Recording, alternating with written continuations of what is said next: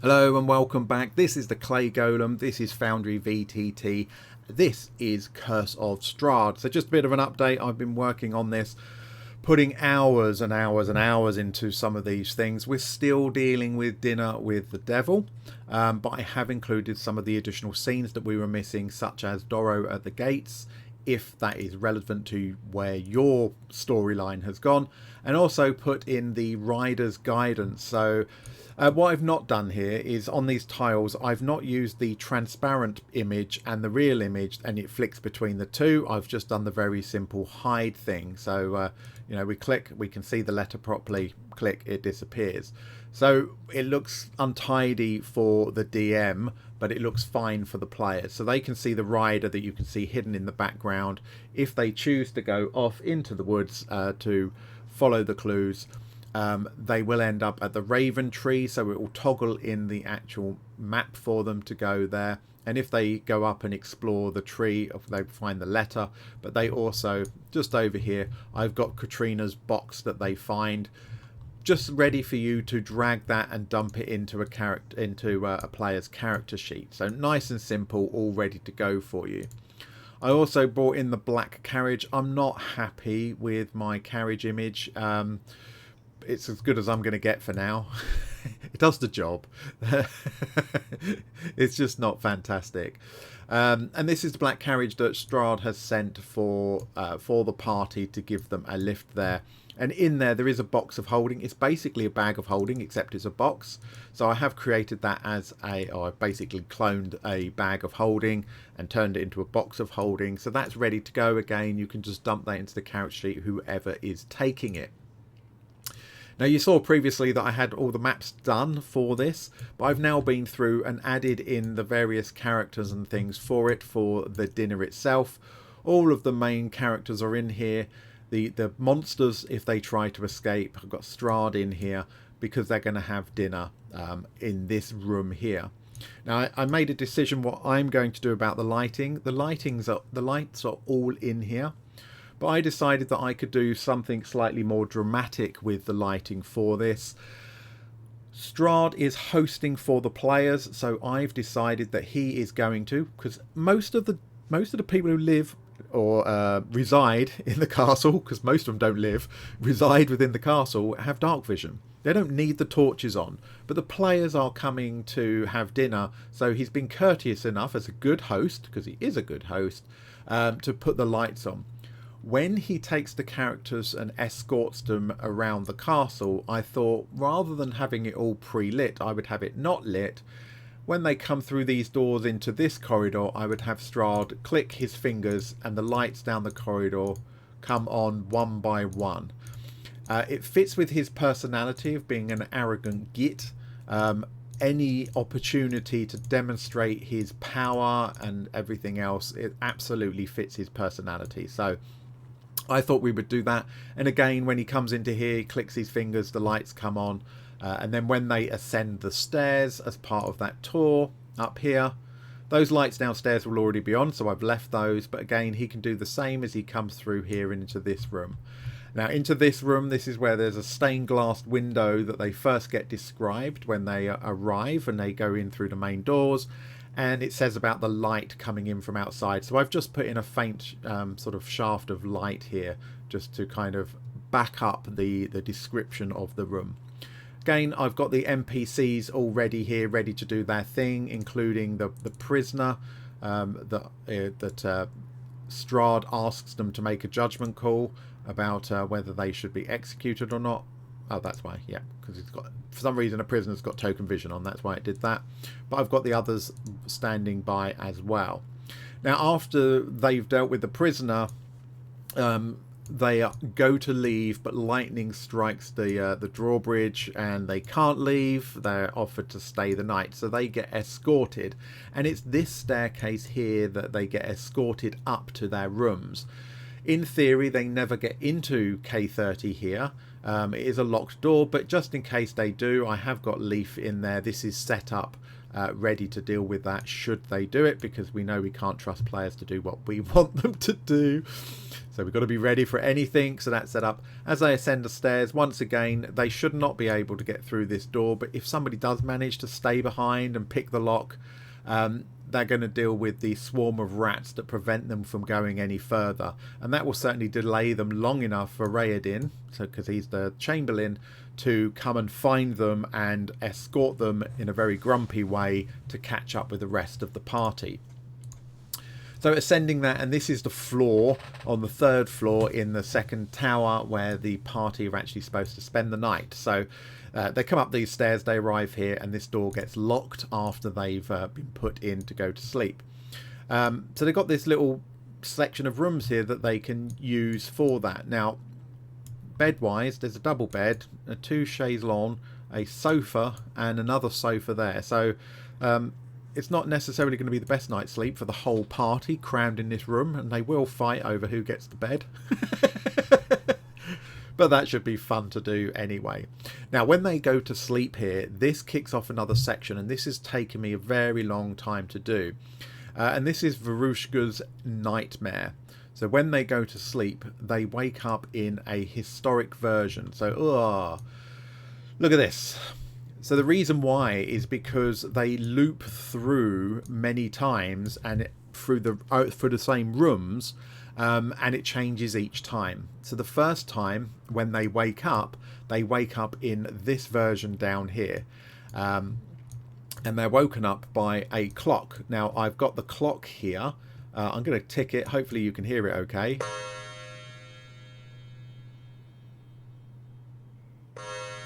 And that's going to chime 10 times. I've clicked the 10 chimes one instead of the 1 clock strike. So that's going to strike 10 times. Now I kind of timed it, and while I'd like them to be a little bit quicker, if you read the description from the module, and only the description from the module, as long as you read it slowly, those chimes will go off behind you reading the description of the clock going off, which I thought was quite neat. So we got that in there. But I have got the 1 strikes as well if you want to do other times and stuff. It's just 1 click, nice and easy. Now when they go into the closet teleports them back to the landing, except it's a different setup. So actually it will teleport them to this landing, where they will meet this fellow, Ismark. For those of you who kind of go, hang on a minute, I've seen that before. The problem is it doesn't really... It talks about these walls being blocked off, the stairs being blocked off. What I decided to do, rather than block them off, is I've put teleporters here. So if the party, any member of the party, decides to go up these stairs, they will go up this spiral staircase and find themselves coming down this one. So the stairs will return them back to the other staircase, and that works on all of these levels. So hopefully they'll find that a bit nifty. It's a bit like the walking along a corridor to find that somewhere along the corridor you've been turned around and you're coming back the other way. So I just thought that was pretty cool way to do it, and just make sure that the characters can't wander off anywhere else in the castle. So they come back into this room through here again. This time the thing that's changed is the fact that there is some animated objects there, so they end up having a fight with a bed, rug smothering, and 2 animated, well, it says chairs, but they're chaiselons on here, so I've made sure we kind of match that. Back into the cupboard once more, but this time they come out on this landing, and they're back into their main rooms once more. When they come through these rooms, oh blimey, when they come through these rooms, this is where they meet, is it Piddlewick the Second, who is a clockwork under the bed, and hopefully you can hear that he's got his little clockwork ticking sound going on as well. Now obviously that's just a sound, it's not on the character, so if they defeat him or something, you want to stop that. Yeah, job done, you stop the clicking. But yeah, little clockwork sound I thought was quite nice to add to that, because it says in the description about being hearing that clockwork noise coming from under the bed, so I added it in. Right, next time back into the cupboard again, and this time they appear on this landing, and things are slightly different, because when they come through here this time, the cupboard is actually walled off. It doesn't teleport them, because what they actually after is the wardrobe is outside on the roof, just to make a difference.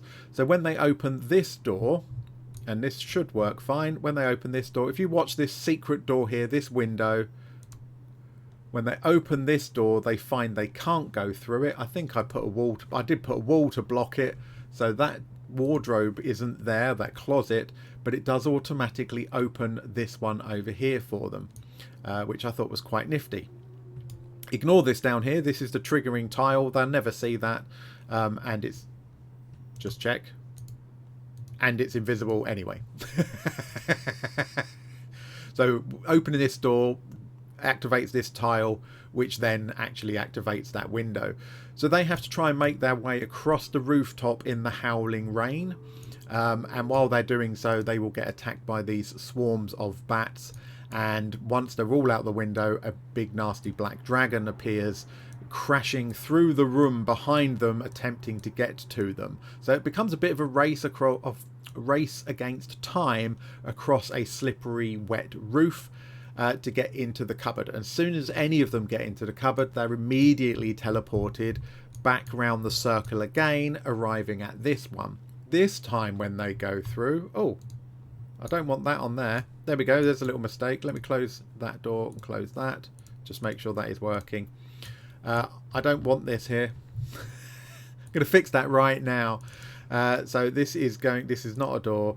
This is not a secret door. That is a none. That's going to stay as a window. Thank you very much. That's a normal window again. Lovely.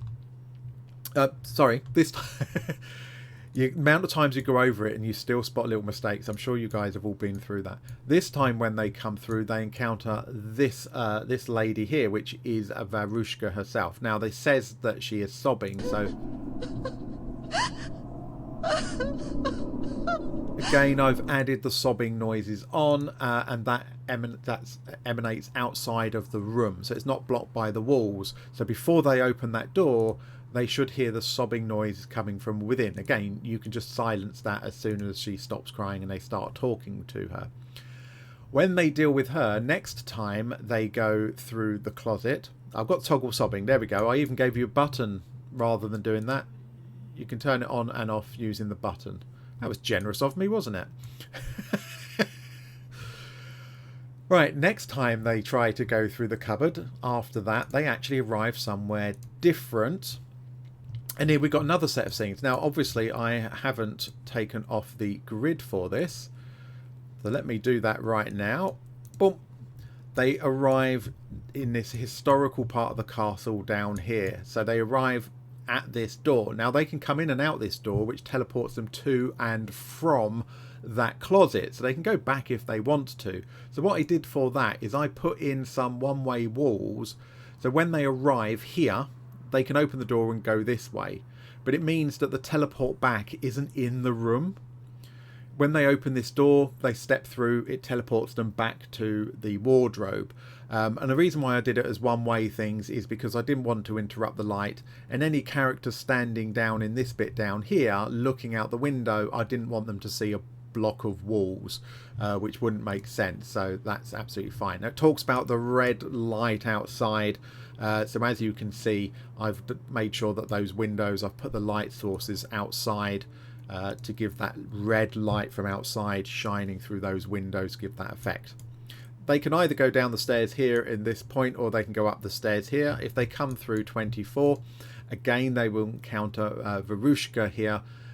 She's hidden at this point because she's hiding under a table, but they can have that conversation and deal with her. If they go up the stairs, they arrive at K34. They've got the description of this room, of course, and they've got the secret door, which allows them to come through to the tower itself, which is collapsed up, so they cannot go upstairs. But if they choose to go down, what I did with this, rather than having yet another level, if they go all the way down the stairs, they will teleport and come out down here, just so it's, you know, the stairs continue under this bit, just so it shows that they've gone downstairs, they've now arrived at the bottom. They cannot go through this corridor because it's blocked off by rubble, so I've shoved some rubble in there. And also when they first come out that door, that's normally a doorway, so that's actually serving two purposes, that rubble. It's showing that they can't go out that doorway onto the battlements, and when they go down and they're actually underneath that, they can't go along the corridor that is under those battlements. They can go down these stairs, of course, so they can go down these stairs or the ones earlier, which will take them to either these stairs here, K71, or these stairs here, and into the next bit. So if they're down here, I've put out the corpses that are appropriate to this. I've put out the the corpse that is in half for you. That's all sorted. There's not an awful lot else to do with the rooms down here, but there is the mad, crazy Strahd that they will have to contend with.